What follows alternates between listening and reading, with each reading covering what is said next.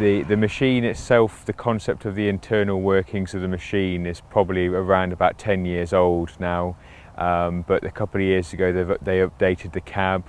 but the main differences with the combine would be software on the main computers and also the screen where all the controls and the settings are made from the operator.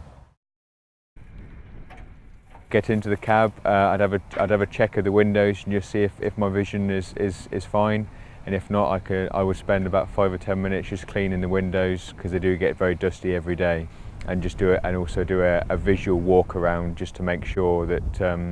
the combine looks fine and there's no pieces of metal hanging off of it or anything that's been broken.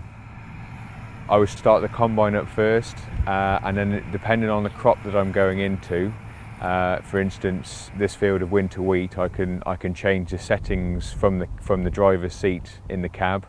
and I can say if I'm going on another demonstration, I could switch it to oilseed rape, for instance, from the seat of the cab without actually having to get out and change anything myself. It's all electronically controlled from the buttons in the cab.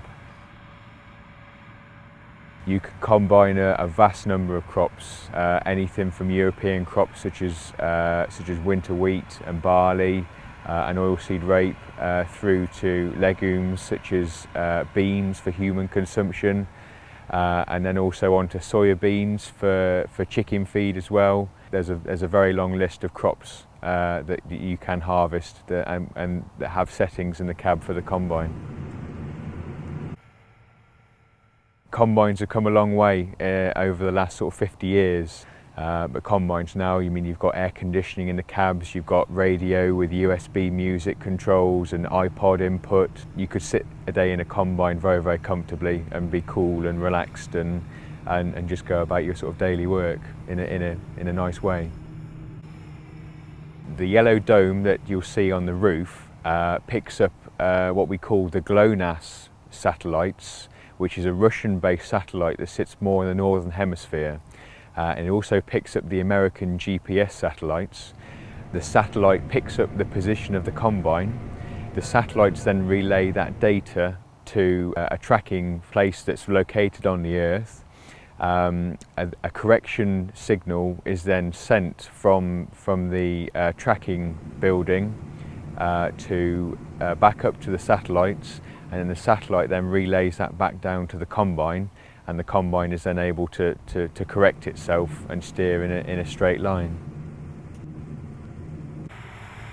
This field has been chopped,